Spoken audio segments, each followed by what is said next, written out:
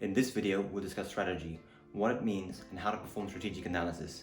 I'm going to show you 6 very powerful frameworks that you can use to analyze the internal, the business, and the external, the market or the industry environments for any business, any industry, any company, any size. By the end of this video, you'll know how to perform these techniques and use them straight away. So let's get into it.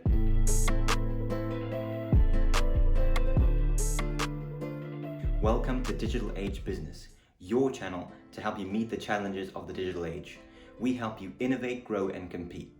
Be sure to stay until the end of the video for a bonus which will help you perform strategic analysis even better and make it as potent as possible. Okay, so let's define strategy.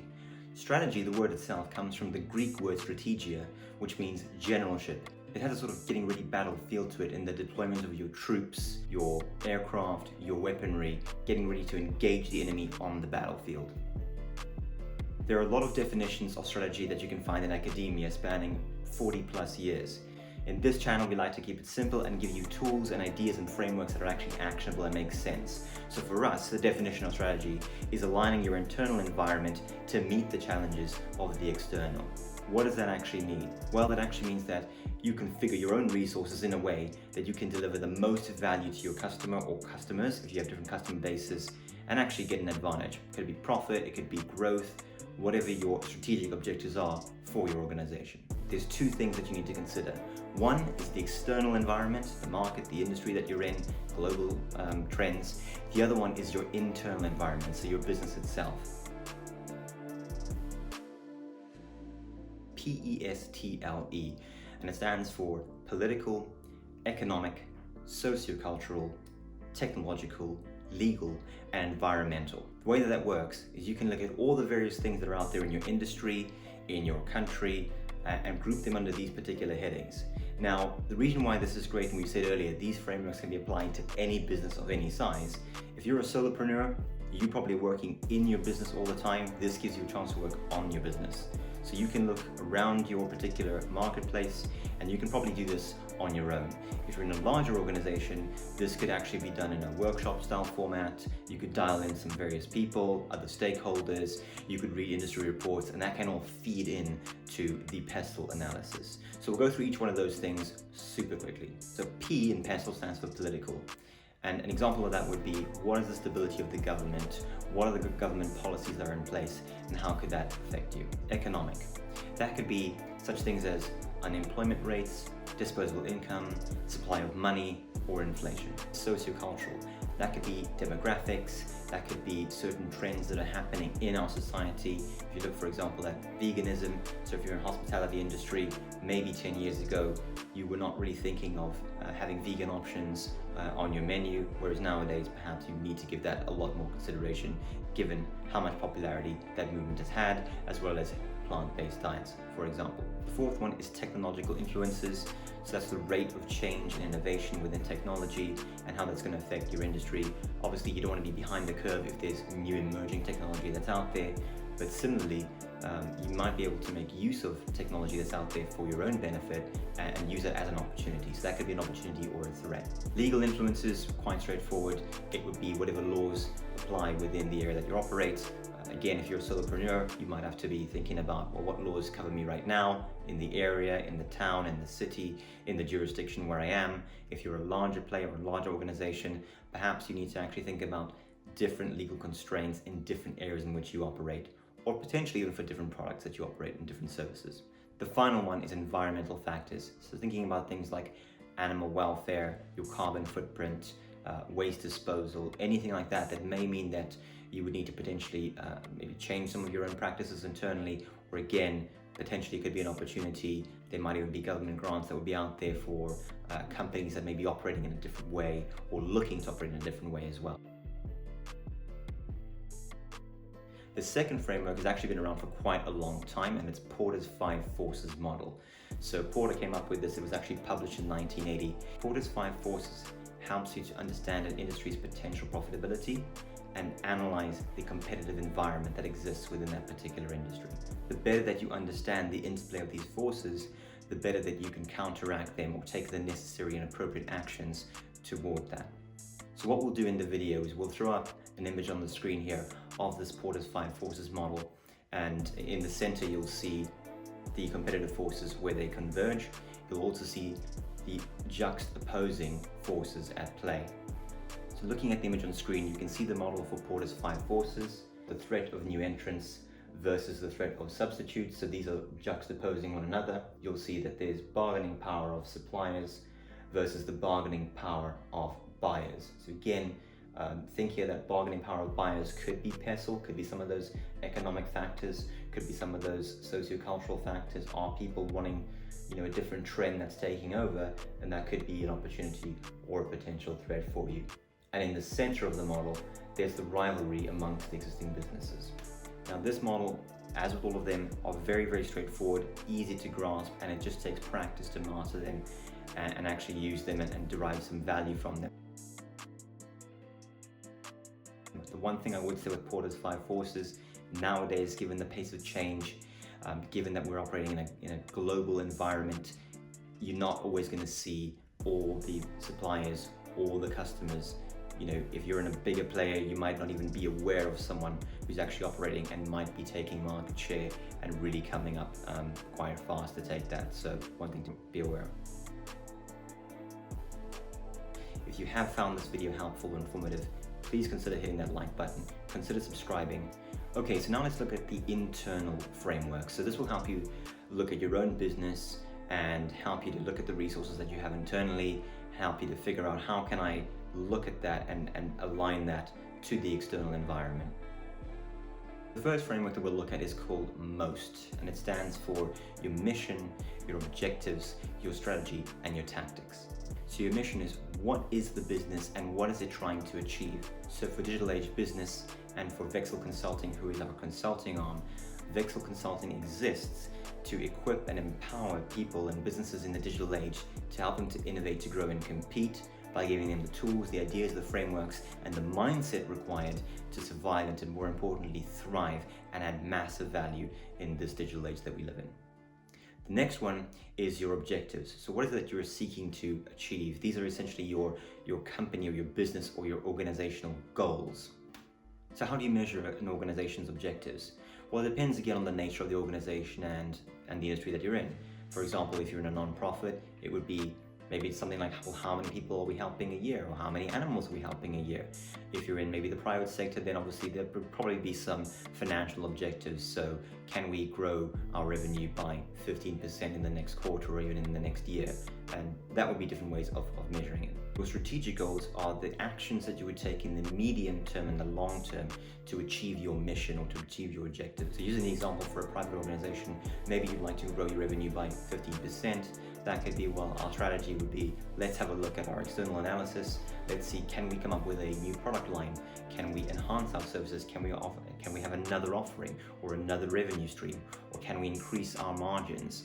And how do we go about that? Tactics is the final part of MOST, and it's the details of how you actually execute your strategy. What actions are you doing to realize those objectives ultimately toward your mission? So these are the really immediate, tangible actions that you will take. Again, if you're a solopreneur, you're probably working on multiple things, you're wearing multiple hats in your business. If you're working in a larger organization, again, it might be, well, our strategy is to, the objective is to grow our revenue. So what are the tactics? Well, marketing will have some tactics, the sales team will have some tactics, maybe your product development team will have some tactics, all that will feed as part of that strategy into that wider objective. The next framework that we'll move on to is your resource audit. Now, this is really, really simple, but really, really powerful. Again, you can use any company, any industry, any size. So you think back to our definition of strategy, aligning our internal resources toward the external environment. This is enabling us to have a direct look at our resources internally and configure them in the best possible way to meet the needs of the external environment, to meet the needs of our clients. You can divide your resource audit into 3 parts: physical, financial, and human. So with regard to physical, think of things like the building in which you operate in. Do you own it or do you lease it? If it's a warehouse, for example, maybe you've got some room to expand, so that's a potential good resource. If we use the example of you're expanding your product line, it could be the machinery that you have. Maybe you're actually manufacturing some of the physical goods. Is the machinery out of date? Is it an advantage for you, or is it a bit of a hindrance? Do you need to look at the physical resources that you have and actually improve on them? And what does that look like? So it starts getting you thinking in different ways. Once you've done the external analysis, where are you right now? And starts helping you to plot the course to where do you want to be internally to meet the needs of the external environment. One thing to be said though with physical as well, in this day and age especially, we've seen what happened with COVID. People were forced to work remotely, companies were forced to undergo transformations, digital transformations, or at least some digitalization of their own businesses. And nowadays, it's easier than ever to actually outsource for what you need. So if you're working in more of the digital space, maybe e-commerce, or you're looking to spin up a whole new business, then this is something you can do. You can use resources out there like Upwork, like Fiverr, to do anything from logo design to website design to actually creating a project plan for you if you've never done it before. So there's essentially resources on tap. Click the link below if you'd like to have a look on Fiverr. There's an affiliate link. Find a multitude of resources there to help you with anything and everything in your business. The second part of the resource audit is your financial. So what financial resources do you have available to you? Maybe you've got some cash in hand or cash in the bank that you can actually use and fund another experiment or fund a Skunksworks project. Or maybe you've got some lines of credit that you could open up and actually expand your business, or maybe take on some new people and sort of focus on leveraging. Again, if you're a solopreneur, maybe you've got some time, or maybe you're building up your base and you want to expand and you're wondering how you can do it. Well, do you have the financial resources that you can actually expand? Maybe you can hire someone full-time, maybe part-time, or potentially outsource as an example. The third element of your resource audit is your human resource. And in our opinion, it's the most overlooked thing. If you think about anything, people make things happen. Let's think about Amazon, for example. I love Amazon, I use it every single day.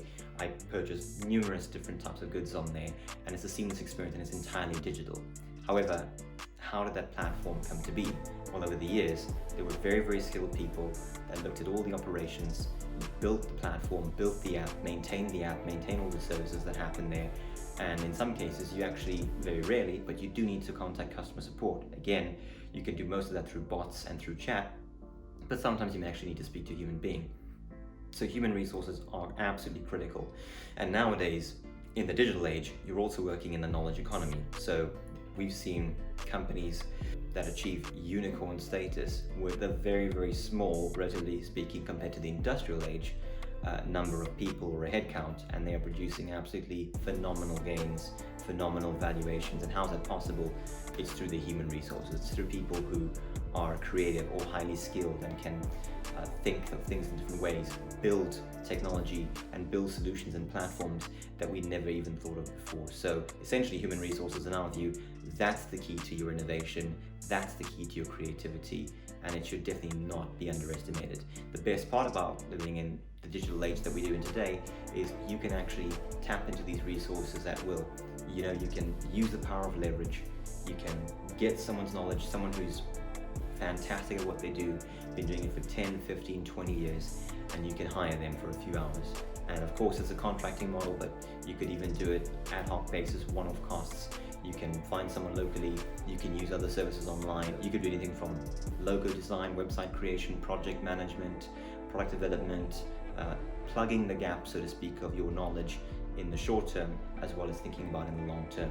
What do you need internally to keep adding massive value in the marketplace, to keep meeting the needs of your clients, or maybe to even be expanding into new marketplaces, to new product lines and new services.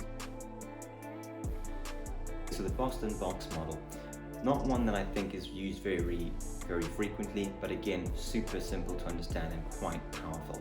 Essentially, and I'll throw it up on the screen here, essentially the Boston box is a portfolio analysis of your products or your services in a great matrix. Now it looks at two metrics. It looks at market growth and market share.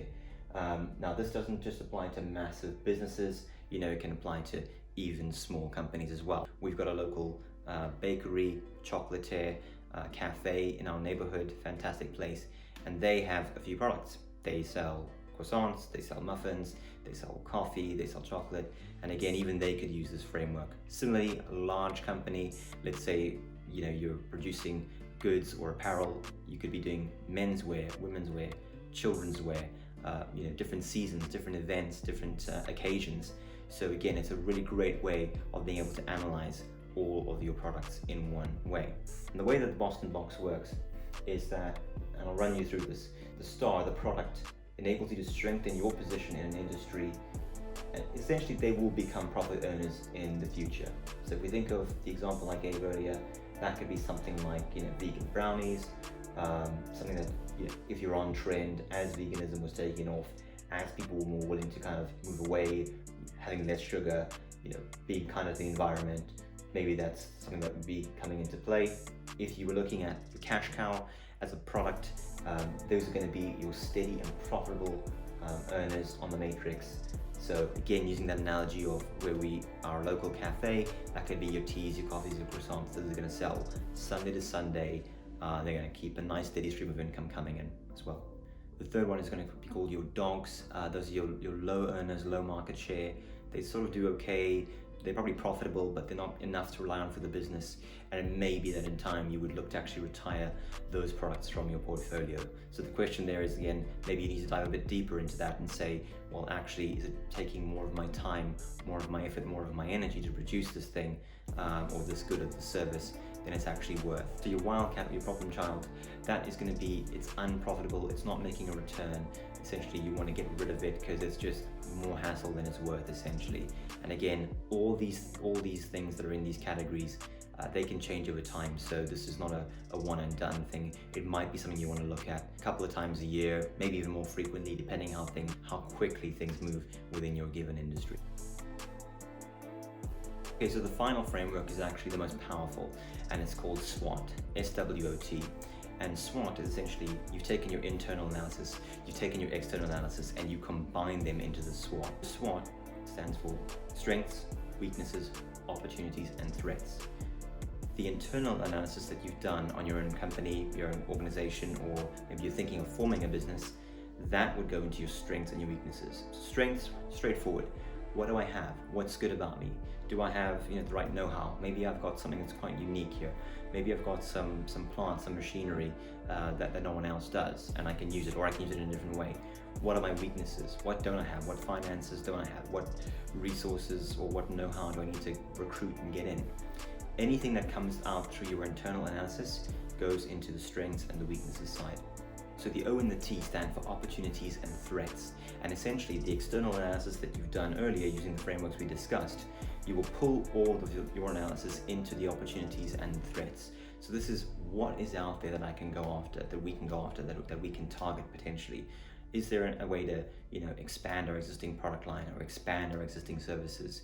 Is there a whole new product line that's open to us? Is there a trend that's coming that we could ride that trend and take advantage of that and just configure our internal resources to meet the needs of that trend or that new demographic, whatever it is? With regard to the threats, likewise, what's happening in the external world that we need to be aware of? We need to not just react, but we need to be proactive about what is happening out there. What actions do we need to take? What resources? Looking at our internal resource audit, how do those need to be reconfigured to deal with that threat? What are we going to do to deal with that threat? Now, a quick warning about SWOT: do not do this before doing the other frameworks. If you do it, your analysis will be inconclusive and it won't really be worthwhile. I mean, at the end of the day, you're spending a little bit of time by comparison to all the time you spend in your regular BAU, your business as usual, to do this analysis, to think of what are we doing next in the kind of short to medium term, whatever that might be for your industry or your business. So do the other frameworks first, do this one last. You can feed everything that you've got from the other frameworks into this. If you're on your own, if you're a solopreneur, obviously you're by yourself, but still do this last. If you're in a larger organization, maybe you've got different teams or different team members or even different departments, you can still have this as a workshop style format. You can put it all into a SWOT, you can reconvene, you can validate this, and then you can start to have some more meaningful discussions around this. It might even be that you want to do maybe even a bit more analysis on a particular opportunity or a particular threat, and maybe even some further detailed internal analysis on, well, how are we going to take advantage of that opportunity? How are we going to actually best play out that threat? What's the risk of that, the probability of that, low, medium, high, and then take the appropriate action. And now it's time for the bonus part that I promised you earlier in this video, which will just supercharge your analysis and make sure that any time that you spent on that strategic analysis, you get the maximum value out of that for yourself, for your company, for your team, for your department, and you can get that value today and start making some meaningful changes toward that. Before we get to that though, if you have found this video helpful or informative, please consider hitting that like button, consider subscribing, and that way you'll be notified of every single video that we release. We're here to serve you, we're here to help you, to equip you for the digital age, and to help you to innovate, grow, and compete. Okay, so now here's the bonus question. Very simple, but very powerful. Who is my ideal client? Who is my ideal client? When you figure out your ideal client, you'll know how to better meet their needs. What that means is you will know more accurately how to configure your resources. Maybe you're looking at your Swot, maybe there's quite a few opportunities, quite a few threats. You'll think, well, actually, does that apply to every single one of my clients? Who is my ideal client? And maybe there's a particular opportunity that applies to them. We're talking about the client that is going to keep coming back to your business, the client that's going to be a raving fan, the client that's going to be telling other people, word of mouth, best kind of marketing. This company, this product, this business, this team, this entrepreneur, they are fantastic because they feels like they're in my head. They meet all my needs. They think of stuff that I didn't even think of. You know, this product's fantastic. It's great quality. It's great price. It's helped me more than any other product that I've tried before. When you can figure that out, that is super powerful because that will just aid your thinking and you'll have a perspective and a lens to look through from the eyes and the emotional stance of that customer, which will become a client and better meet their needs. A good example for me is I love Apple products. Not everyone does. Fair enough. Android makes great tech, Google makes great tech. Obviously there's software, there's hardware. But for me, for Apple, I know I'm gonna get great quality. I know it's gonna work, I'm familiar with it. I've bought a lot of Apple products and I'm gonna continue to. And now, guess what? I'm a raving fan. I'm gonna talk to you about it, whether it's the phone, whether it's the Mac for work, whether it's my Apple Watch, which helps me track my fitness and have data on my wrist, which I love. Classic example, I become a raving fan, and guess what? Next time they release something, I'm interested in it. I'm interested in having a look at that. Would I want to upgrade? Is there another service that they can offer? I'm more likely to stick with whom I know and who's delivered value for me and met my needs than having to go elsewhere. That way, you just make it easier for your client to come back to you and not have to go somewhere else. Now, why is this really important? Well, because if you understand your client's needs, then that gives you the ability to innovate. Now, innovation, people often think of, you're going to be building crazy, insane tech, you're going to be doing something that's out of this world, and you've got to have these insane skills, and that's not actually the case. I mean, today, if you think of innovation, let's look at Amazon, for example. Amazon is offering everything under one digital roof. They offer next day delivery, one of the first companies to do that very, very quickly and easily using Amazon Prime, and they just added more value because with Amazon Prime, you got next day delivery, you got easy returns, you got a whole library of content. Amazon Prime Video, I don't know if you remember it, for me, I didn't find it very good to begin with. Now I think it's pretty good in terms of the free content. Plus, now guess what, if I'm on there and I see something and I want to rent it, I can do that straight away as well. It becomes a frictionless experience. So I hope that you enjoyed the video. I hope this was helpful. Let me know what you think below. Again, feedback is a gift. We love it. We love to hear from you. Any comments, any questions. If you'd like us to go deeper in these frameworks, we will be doing that, covering these frameworks in separate videos, shorter ones, more condensed, and probably with some more real life examples. So if you find that helpful, if that's something that you'd like to see, drop a comment below, let us know, and we'll absolutely work on that for you. So thanks very much for watching, and we'll see you in the next video.